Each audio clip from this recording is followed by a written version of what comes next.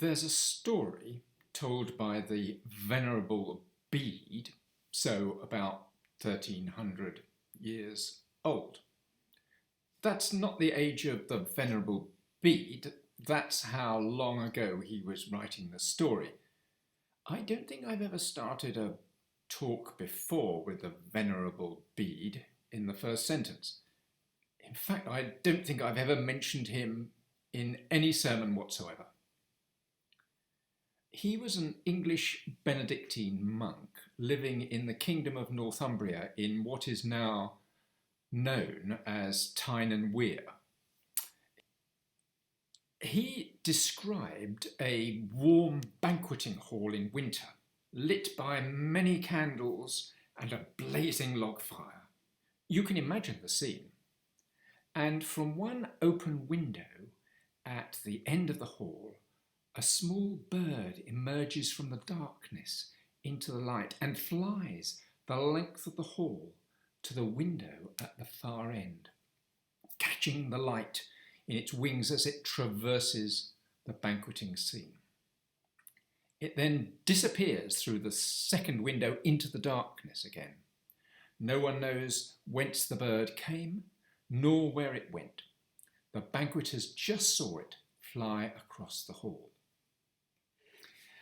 Now, I love the account because it characterises many events in our lives, of people and of things that merge into the spotlight of what we know and see, and then disappear again.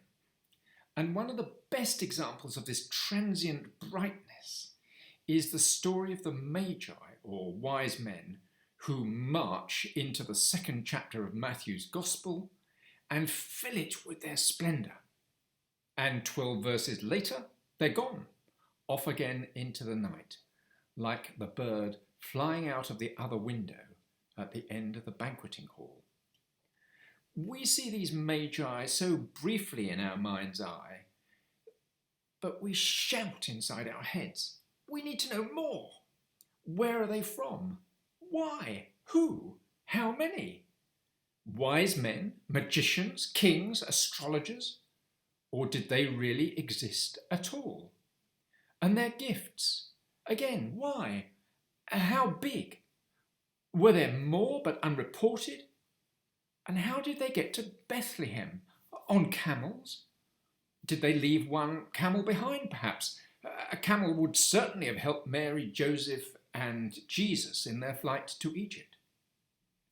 And what about those camels?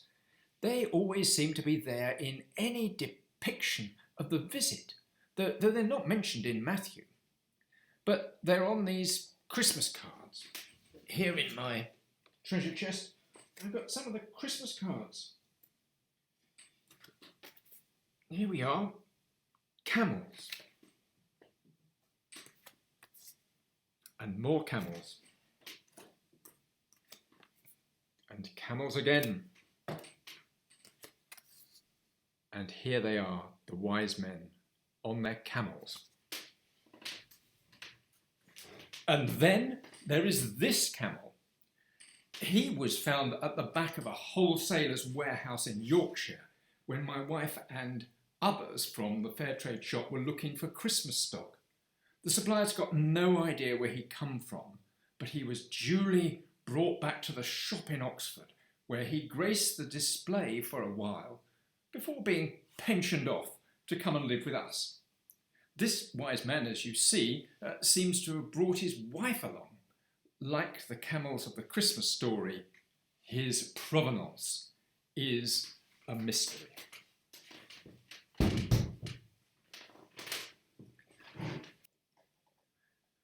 So let's just take a breath and stop asking about factual matters, not because the questions are not interesting or even fascinating, but because the historicity of all of this is not important.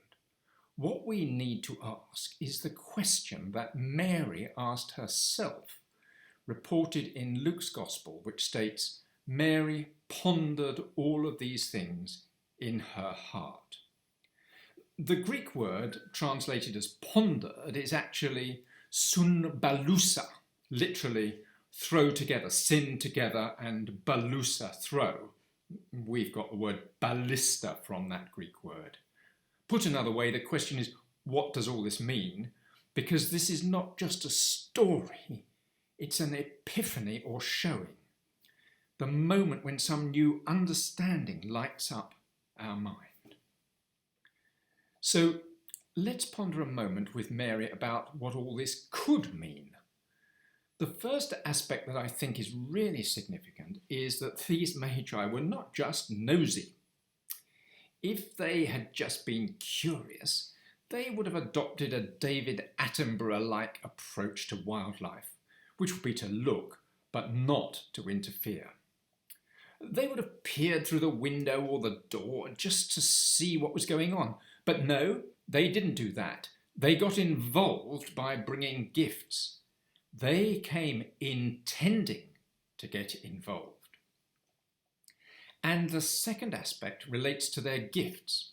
We give gifts at Christmas time, and it's an easy choice giving to some people. But giving to others raises the worry that we should give a gift, but what could they possibly want? There's always that dreadful fear, isn't there, of Betchman's hideous tie, so kindly meant. The Magi would have had to decide long in advance of knowing the what or the who or the where of their travels. And so somewhere in the east, they begin their journey and premeditatedly chose gold and frankincense and myrrh. And what is the meaning of the gifts? Why were they chosen? I characterize their wise gifts with a W, representing wealth, worship, and woe. And this is because if we are wise, we will be offering our own three gifts of wealth, worship, and woe. I suppose the obvious first gift is gold, often brought in a children's nativity play as a shoebox covered with some gold paper, as a sort of ingot. Actually, if that were gold, the child could certainly not carry it.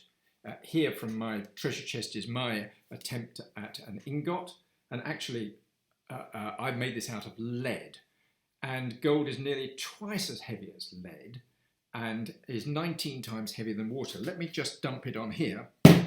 You can get an idea of how heavy it is. Let's just weigh this for a moment.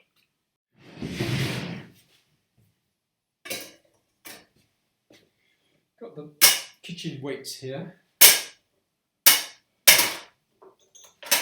Oh, well, finally.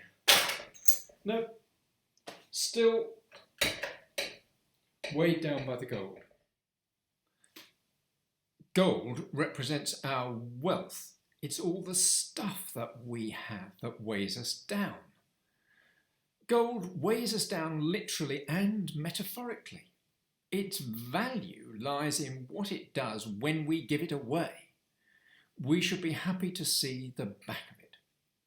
I remember the little rhyme which goes, "Money talks, I'll not deny. I had it once, it said, goodbye." Yes, we should be sharing. John Bell of the Iona community gave a thought for the day on Monday this week, finishing with, "For those of us who have more than we need, generosity is always an option." Then there is frankincense. Used in worship. I bought some in an Istanbul souk. Here it is. It's a rather nice white colour, and you burn it on charcoal. Let's just show you how to do this in case you want to. We have a little container here with some charcoal in it, and what we do is we heat this up. So I'm using a blowtorch here, and we'll heat up this charcoal, and I suggest that you don't do this at home without some care and attention. So here we have the frankincense burning on the hot charcoal, and it gives a wonderful aroma. So frankincense was a good choice by the wise men. We offer our worship week by week and day by day.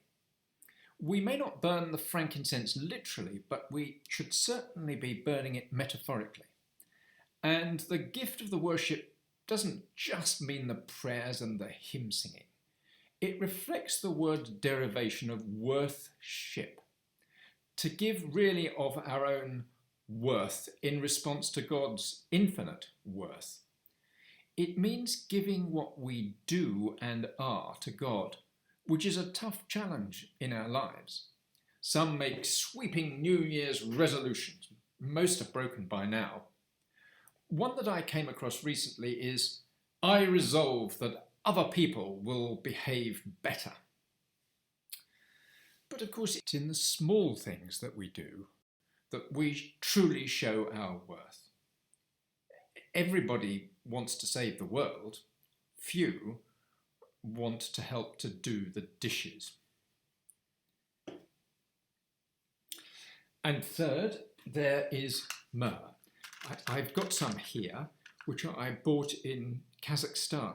And you can see it's a strange, granular material. It's slightly amber, and it's quite hard.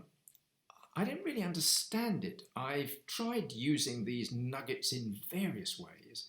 I tried to convert them into an oil or a balm, and I use water, and I've used alcohol and acids and alkalis. I've let it mature in tubes, I've heated it, I've burnt it. What is the use of this stuff? Well, finally the penny dropped with me. I was asking the science questions about myrrh, asking the factual questions. But if I ask what does it all mean, then an answer suddenly begins to emerge. Myrrh has been used for centuries by people who clearly understood its properties better than I do. They've used it for the relief of pain, for the healing of wounds, and for the embalming of the dead. And so indeed it is that myrrh represents our woe, our suffering. And you can take suffering and try to convert it to an oil or a balm. You can take suffering and think you could dissolve it in tears or drown it in alcohol. But you can't. Whatever form of myrrh the wise men brought, Mary would have realized its significance. For the wisdom here lies in recognizing that we can bring our suffering to Jesus because he has come to share our woes as well as our joys. We can bring our confusion and our failure of understanding, our tears and our pain.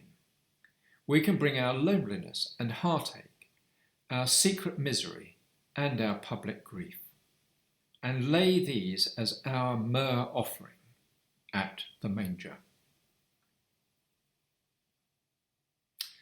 Well, off they go, back into the dusk, these magi on their camels.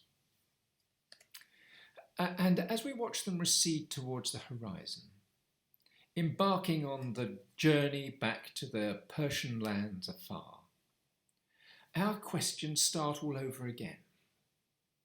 What are they thinking? What are they saying? What is deep in their hearts? They travel lighter, certainly, with no gold and frankincense and myrrh to lug around. But they're travelling lighter metaphorically too. They have seen the light of the world. They have seen the hope of the nations. They have touched the glory of God. And as they approach the crest of the hill, they look back once more to the little town of Bethlehem. And I think I see them smile. And I think I can hear laughter before, like Bede's bird, they disappear forever.